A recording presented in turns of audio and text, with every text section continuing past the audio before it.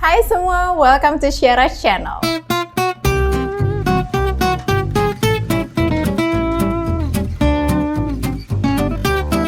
So, how are you guys today? I hope you are doing well and happy. Anyway, hari ini aku agak bingung karena sebenarnya hari ini ada surprise dari tim Syara sendiri yang dimana aku sendiri nggak tahu dan hanya disiapin teng-tong apa yang namanya? Sebingkai kertas. Yang pertama ya, negara mana yang paling pengen banget ditinggalin tapi belum sampai? Switzerland, karena dingin. Terus di sana juga tingkat kriminalitasnya jauh lebih rendah menurut data statistik. Dan kayaknya karena aku suka nature, jadi di tempat sana banyak nature, pegunungan, and also rivers, ya, lakes, and I love that kind of scene. So I hope I answered that question. Dulu sempat tinggal di beberapa negara, itu kebetulan atau disengaja? Dua-duanya.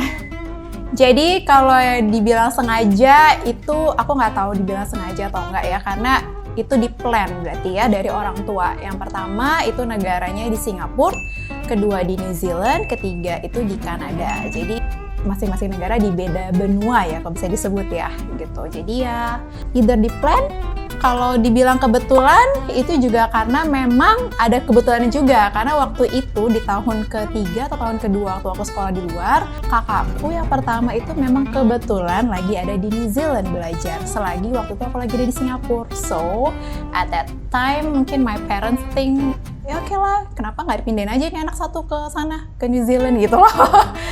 Ada kejadian apa yang paling seru dulu di luar negeri? Oke, alarm bunyi. Ini alarm sekolah ya, bukan alarm clock ya, tapi alarm jendela asrama. Jadi dulu aku di New Zealand tinggalnya di asrama khusus cewek karena aku sekolah di khusus all girls school. Dan di asrama itu kita cuma punya satu bed, satu window, and ya pokoknya satu kayak cabin gitu, cabin kecil ya.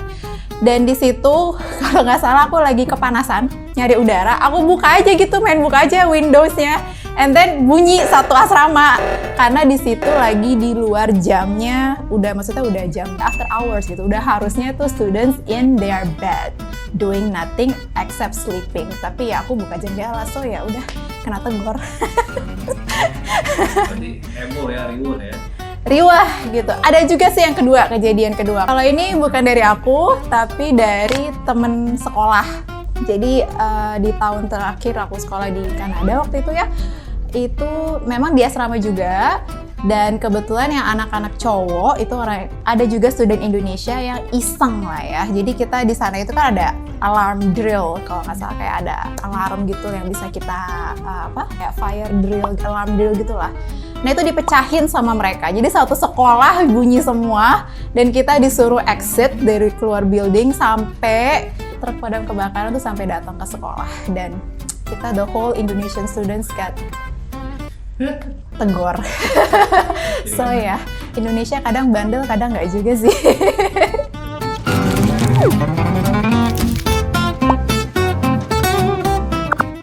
Bolos kelas atau enggak? Enggak. Terima kasih. Tanya dulu dong kenapa? Kenapa tuh? Karena di asrama nggak bisa bolos. Susah bolosnya. Pernah ngerasa mau menyerah gak karena bisnisnya? Oh, jalanin bisnis. Yes.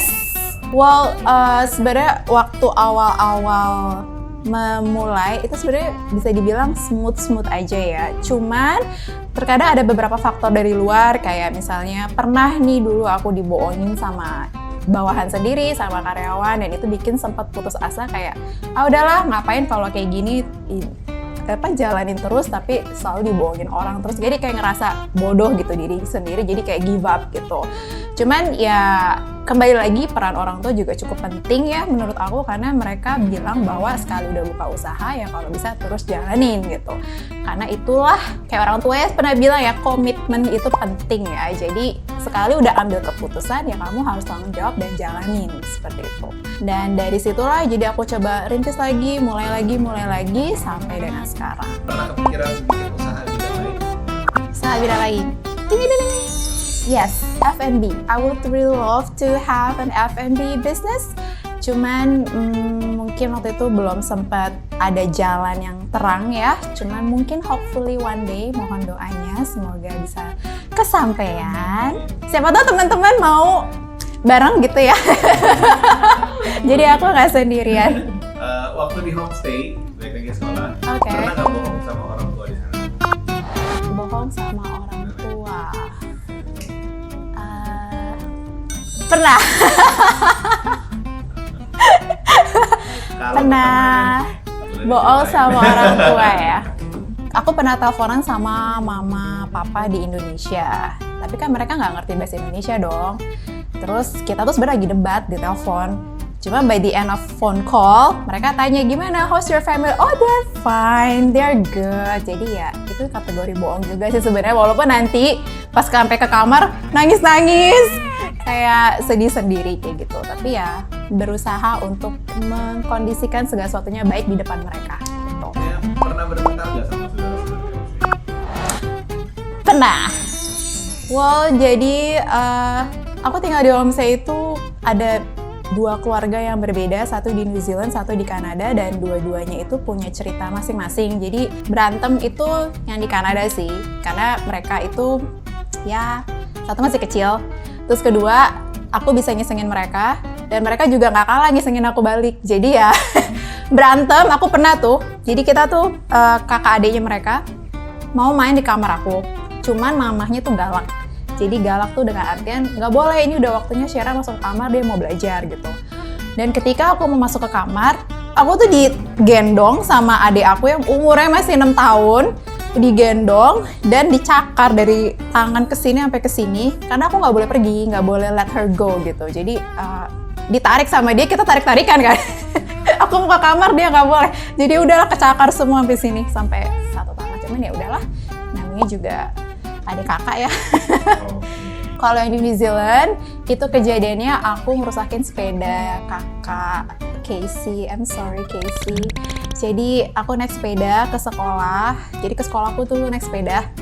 Jadi pas tanjakan, jadi rumahku kan agak berbukit-bukit gitu tuh di New Zealand. Jadi pas tanjakan, aku jatuh. Dan stangnya itu tuh belok gitu. Jatuhnya tuh ke pinggir jalan, sidewalk. Jatuh, stangnya belok, ya rusak lah itu sepeda. Sedangkan itu sepeda pinjaman kan, sepeda pinjamannya homestay kan.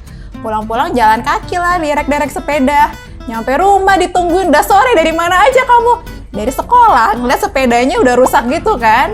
Tapi ya sudahlah, diomelin sih sempet ya, karena itu sepeda kakak gitu. Dan satu-satunya juga gitu, jadi ya sudahlah, konsekuensi.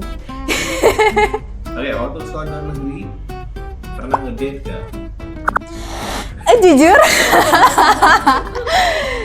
tere, pernah cinta monyet ya, itu dibilang ya.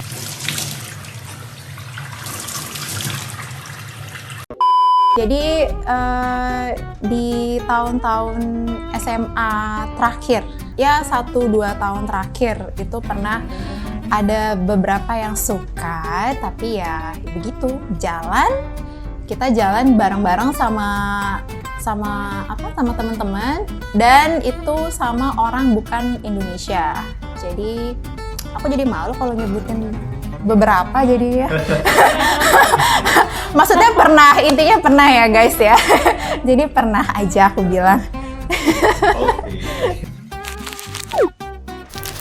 Well, for those of you who are going to study abroad, yang bisa aku share ke kalian itu, pilihlah sekolah yang benar-benar sesuai dengan yang kamu mau, bukan dengan kemauan orang tua kamu, atau bukan dengan sesuai pendapat orang, tapi benar-benar udah kamu research, udah kamu yakin bahwa itu sekolah adalah tujuan kamu. Dan dari situ kamu cobalah cari penginapan yang sesuai dengan kamu mau juga. Misalnya kamu di asrama, kamu juga harus pilah-pilah nih, positif negatifnya apa, di homestay positif negatifnya apa, ataupun di apartemen ya kalau kalian sekolahnya di city ya. Cuman ya itu jarang untuk student yang SMA, tapi mungkin untuk student yang udah kuliah seperti itu. Jadi do your own research dulu. Kalau itu saran dari aku.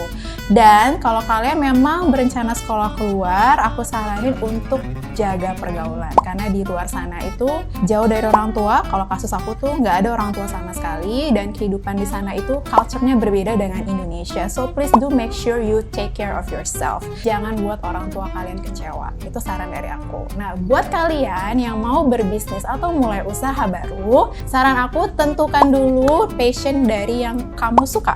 Atau segala sesuatu yang datangnya itu kesukaan kamu sendiri. Jadi kalau kamu memang suka sesuatu yang berhubungan dengan dunia kreatif, kamu bisa research juga hal-hal apa aja sih yang berhubungan dunia kreatif yang kamu bisa jalani dan kamu suka. Jadi kamu bisa mulai dari satu step, one step at a time, kayak gitu. Kalau kamu mau contoh dari aku itu dulu memang sukanya di dunia nari.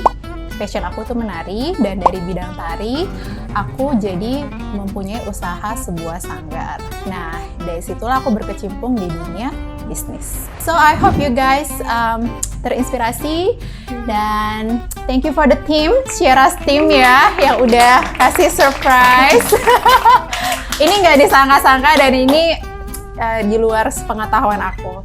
So I hope you guys enjoy the video, and seperti biasa, I hope to see you guys in the next video.